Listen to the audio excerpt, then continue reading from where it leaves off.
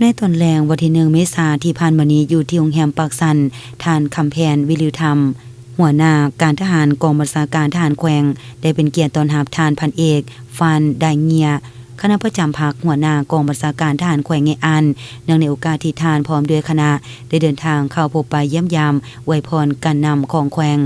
ว่ารวมวสพกแมนพ่อแม่ประชาชนมดาเผาสาวแขวงบริคำไซเนื่องในโอกาสปีใหม่ลาวพ.ศ.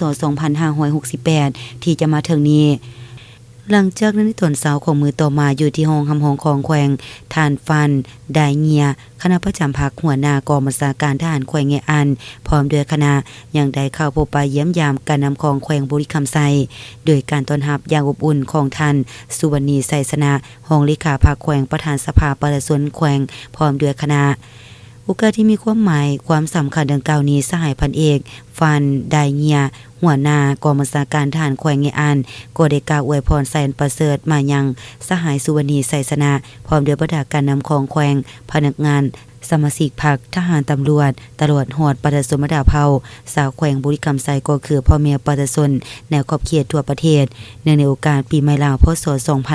2568ที่ใกล้จะมาถึงในมื้อนี้จงมีแต่สุขภาพเข้มแข็งแข็งแรงมีผลสำเร็จในหน้าที่เวียกงานอันสูงส่งมีความเบิกบานม่วนซื่นสืบต่อพัฒนาแขวงบริคำไซให้เจริญก้าวหน้ายิ่งขึ้น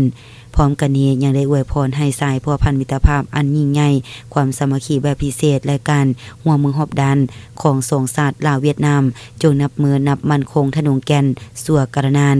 จากนั้นในเวลาต่อมาของวันเดียวกันท่านสุวรรณีไสสนะประธานสภาประชาชนแขวงพร้อมด้วยคณะยังได้เป็นเกียรติต้อนรับการเข้าพบปะเยี่ยมยามอวยพรปีใหม่ของท่านพลจัตวาเงียนดึกเตยประธานสาพันธ์69แขวงหาติงพร้อมด้วยคณะและท่านเจินตุแอง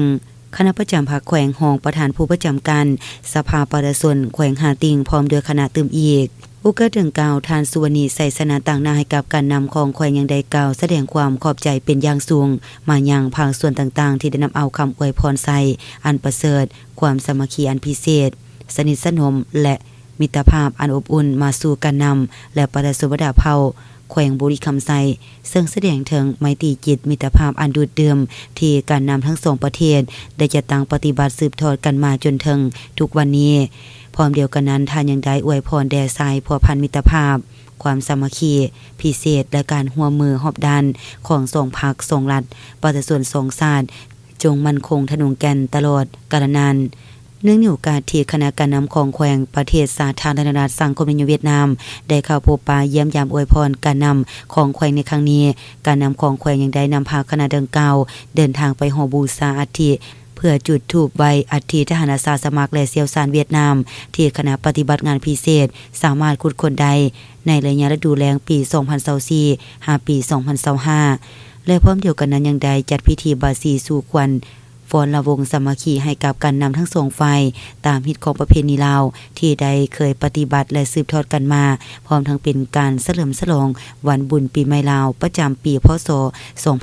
2568ที่จะมาถึงตื่มอีก